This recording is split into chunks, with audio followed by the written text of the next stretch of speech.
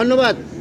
আজকের আপনারা জানেন যে বরগুনা জেলা আওয়ামী লীগের সাবেক সভাপতি অ্যাডভোকেট দীনবন্ধু সম্পর্কে আমাদের বিএনপির অফিস ভাঙ্গা এবং নাশকতামূলক এবং অন্তর্ঘাতমূলক কাজ করার কারণে তার নেতৃত্বে গত 17-3-23 তারিখ আমাদের বিএনপি অফিস ভাঙচুর করা হয়।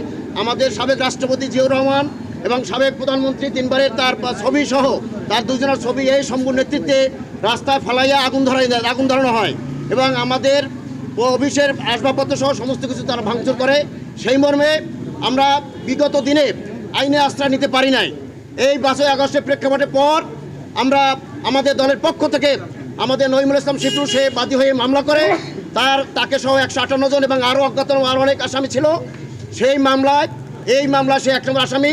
আপনারা জানেন যে ইতিমধ্যে সে ঢাকার 2টা মামলায় খুন মামলায় সে গ্রেপ্তার আছে ঢাকায় এবং তার বিরুদ্ধে দুর্নীতি মামলা তার বিরুদ্ধে রুজু হয়েছে সেটা সে গ্রেপ্তার আছে। এই মামলায় আইও তদন্তকালীন সময় তার প্রাথমিক সত্যতা পাওয়ার কারণে এই মামলা তাকে সৌরাষ্ট্রে দেওয়া হয়। গ্রেপ্তার দেখানো প্রার্থনা করে গত 5 দিন আগে। সেই মর্মে তাকে এই জেলখানা নিয়ে আসা হয়েছিল। আজকে বিজ্ঞ আদালতে তাকে উপস্থিত করা হলে আইও তার প্রার্থনা নিবেদন করেন।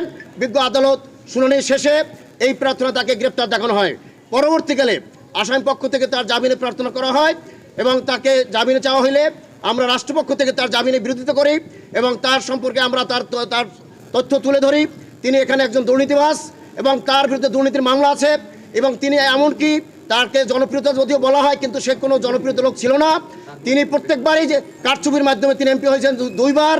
যে যতটুকু নির্বাচন হয়েছে একবারে আপনারা জানেন যে তাদের দলের বিদ্রোহী প্রার্থী দেলোয়ার সাহেব তিনি এমপি হয়েছিলেন।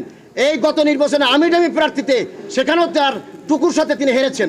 সুতরাং তিনি যে একজন জনপ্রিয় লোক এই কথা আর বলার কোনো সুযোগ নাই। তার দুর্নীতিতে এই বগুড়ার আজকে বগুড়া মানুষ লজ্জিত। তার কারণে আজকে বগুড়া মানুষ মুখ দেখাতে পারছে না। এমন কোনো তার এবং তার দলের লোকজনের এই দুর্নীতির কারণে আজকে মানুষ খুশি। আজকে যে তিনি আজকে কোর্টে আসছেন আপনারা দেখেন যে সারা দেশে আজকে নেতাকর্মীরা সহ সাধারণ মানুষ আজকে রাস্তায় তার বিরুদ্ধে বিক্ষোভ প্রদর্শন করতেছে। তাকে নিরাপত্তা দিয়ে আনারে আজকে কষ্ট হইতেছে। শুধু সে যদি আজকে জনপ্রিয় হইতো তাহলে অবশ্যই আজকে এই অবস্থা হইতো না।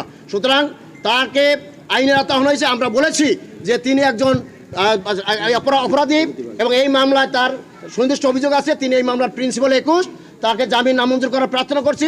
আদালত উভয় পক্ষের শুনানি শেষে সন্তুষ্ট হয়ে তার জামিন নামঞ্জুর করেছেন।